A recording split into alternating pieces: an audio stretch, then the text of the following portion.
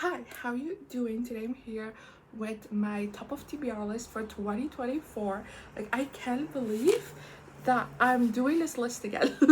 Like, I always make a video at the start of the year kind of talking through like the books that are on the top of my TBR at the start of the year and that I'm really hoping to get through throughout the year.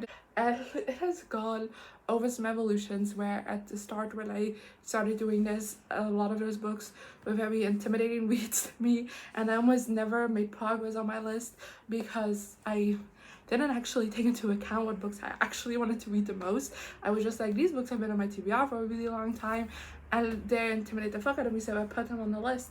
I might read them, and then I just didn't read them. So then last year I made a switch and actually made it the books on my TBR that I'm most excited for. I actually feel like I made decent progress throughout the list over the year. I didn't read all of them at the moment that I'm currently filming this, which is on December 13th.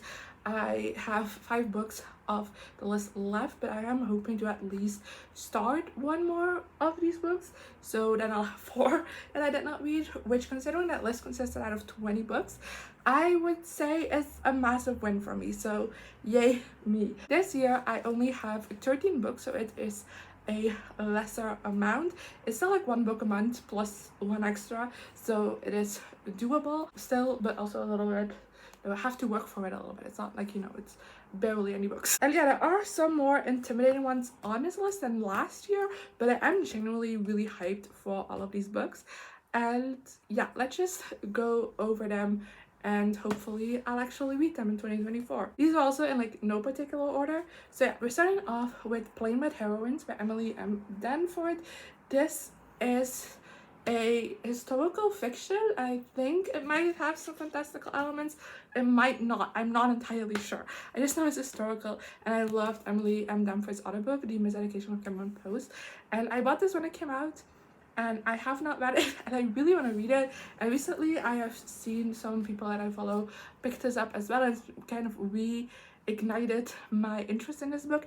And it's a shunker, which is like the biggest reason why I have not read it, but like something I completely forgot until I picked it up right now is that this book has fucking illustrations in it, so what's my excuse? It's queer as well, I believe. Then the next book on the list is The Fiery Heart by Richelle Mead. If you watched last year's list, you know the Golden Lily was on there with like the idea to finish the entire series, but it took me a really long time to get to the Golden Lily because I didn't like the first book in the series, which is the Bloodline series, which is a spin-off series from Vampire Academy, and I adored Vampire Academy, so I was so excited to get into the series because so many people have told me it is so much better. But I wasn't the biggest fan of the first book, so I put off reading the Golden Lily, which is book 2, for the longest time past year. And then I did a video in which a spin a wheel kind of decided what I read, and it forced me to pick up that book, and then I've kind of been obsessed with the series ever since. Like, it's gotten so good. But in November I was on reading slump. December I've been busy with kind of like video plans, so I have not gotten around to actually like finishing the series. So I'm putting up The Fiery Heart and finishing this entire series. Kind of, this is the only priority for the list because otherwise it'd be impossible, but I do kind of want to finish the entire series in 2024 because I am just so excited for it. Then the next book on the list is one that is kind of intimidating to me but I've seen more people read it again recently, and it's made me want to pick it up even more. Like, I've always been interested in this, but you know, because I've seen people read it really recently, it's made me want to pick it up even more. And that's Assassin's Apprentice by Hobb. Like, honestly, this intimidates me because Hobb is such a popular adult fantasy author.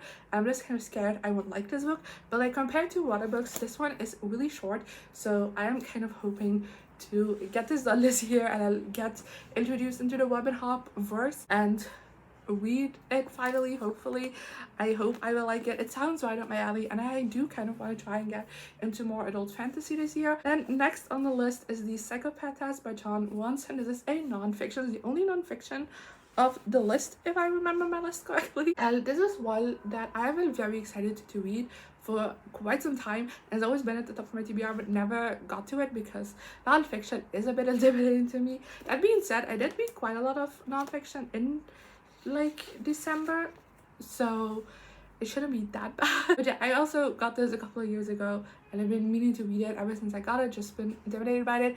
But then I started watching Criminal Minds, and that's just, not to say that this is about like the same subject, but like it kind of made me even more intrigued to read this book. The next on the list seems more up my alley than these books, and it's Daisy Haites by Jessa Hastings. Like, if you've been around recently, you know I've turned into a romance girly, and this is a non-conventional romance series. It's the second book in the Magnolia Park series. I read Magnolia Parks earlier in the year as well for the Spin Wheel Decides What I Read video, and I wasn't like the biggest fan of the first book, but I did really like the glimpses of Daisy and Jules, I believe his name is, if I remember correctly. And also I've heard, just like the things I've heard about the Daisy Haites side of this universe just sound right in my alley, so I'm very, very excited to give this a read and continue on with this series, because even though I wasn't the biggest fan of Magnolia Parks, it was still a fun time to read, so I'm hoping this will be as well. Then next we have The Final Empire by Sanderson. Like I said, wanting to get into adult fantasy this year. As much as this book intimidates me, again, this is one that I have had on my TBR for such a long time. I've been so excited to read for such a long time, but it's so popular that it scared me off. Also the size scared me off, but I did, again, in my Spinner Wheel Decides What I Read video, I picked up this book and I put it down because I just at the time wasn't in a fantasy mood, just like in general, so my brain wasn't registering what I was reading. But still, it was like the writing of it was much easier to read than I expected, so it kind of like pushed away those intimidations that I used to have with it. But again, I just haven't not gotten around to it because the like second half of the year has been like pretty busy for me. Then we're back to the romance. Well, on this list we have The Fine Print by Lowell Asher, because Lowell Asher's more recent book, what's the book called, Love Redesigned, it's been like everywhere, and I'm like, I want to read that, but I first want to read The Fine Print, which also was everywhere, and I picked up because it was everywhere and it sounded so interesting to me. It's like Disney inspired in a sense, and it sounds so much fun, and like it's a romance. This whole series is very popular. Then next we have another adult fantasy, The Popular by R.F. Kuang.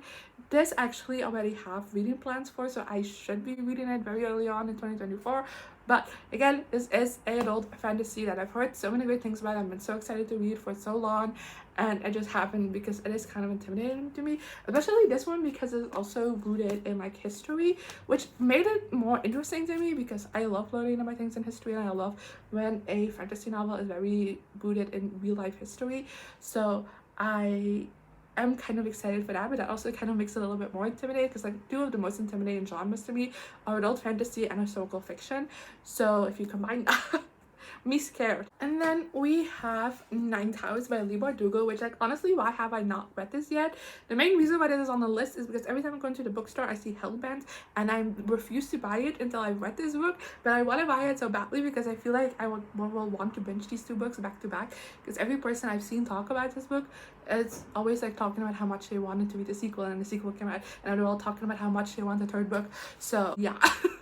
I love Leigh Bardugo, I love the Grisha verse, and I'm so excited to read this book. It is her adult debut. It is like urban fantasy, which I typically also really like, so I am excited to read it. I have heard that it's very, very dark though, so that has made me a bit intimidated. Then another book that I genuinely want to kick myself for not having read yet is King's Cage by Victoria Aveyard. If you know me, you know I loved Red Queen when I first read that, and I read that way back when I first got into booktube and like got back into reading and stuff like that. And I've been meaning to finish a series ever since I started it. I mean, at the time that I read Red Queen, only that book was out, but you know, it's been a journey. I reread Red Queen and the Last Sword twice now to be able to continue on with the series, and I have not done it yet. And it was the plan for 2023, and it just didn't happen. And I hate that it didn't happen. Just it got away from me with kind of like video projects that I had to read for, and like reading slums and stuff like that. So it kind of got away from me. It wasn't at the top of the priority, but now that I'm putting it on this list, it has to be the top of the priority, right? Because I genuinely have been so excited to read this book ever since I finished my reread of Glass Sword, which was very early on in the year, but it hasn't happened yet. And it's gonna happen. It really has to. And Warstorm, which is a fourth book, is like an honorary member of this TBR, because if this series is not finished by the end of 2024, I genuinely don't know what to do with myself. I feel like I've been reading this series for like 10 years. I don't know. When did Red Queen first came out? Okay, this book came out in 2017, so I'm assuming Red Queen came out in 2015. So yeah, if I don't read it in 2024, I've been reading the series for 10 years.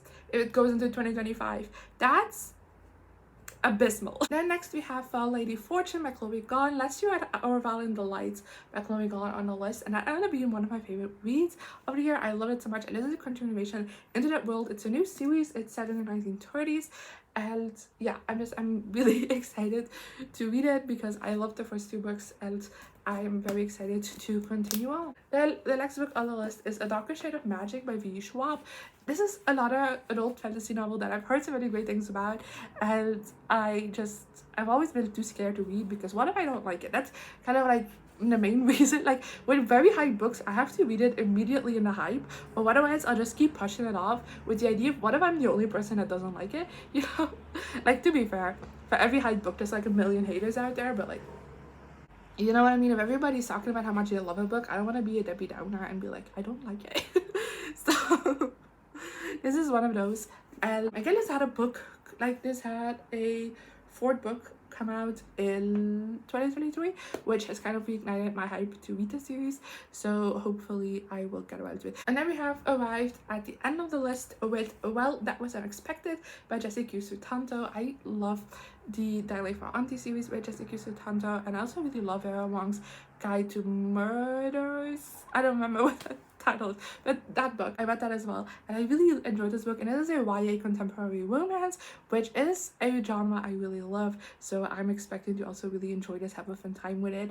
Those are my 13 books. When I first wrote down this list, because I wrote it down on paper first, I was like, oh, that looks like such an easy thing compared to last year's list. But now that I'm looking at these books actually like stacked here and how big some of them are, I'm like, I still made an intimidating list, and let's pray I'll actually get through it, because I'm starting to doubt my ability to get through it now that I'm seeing this, now that I have a visual representation. But yeah, I also feel like if you compare this to last year's list, my tastes and reading is changing, and this is honestly, these kind of videos are like the best way to track that, is because like, look at the difference in this and last year's list, because damn. But yeah, this is my top of TBR for 2024. Let me know in the comments if you read any of these books, what you thought of them, so I know which ones to prioritize to get even more excited for. And yeah, this is a shit video. This is why I don't do monthly TBRs or something, because I don't know how to talk about books I haven't read yet. So but this is it for 2024. Hope you enjoyed. Bye. Here I am again, the same old situation. Why does the God thing have to be so complicated? Should've played it cool.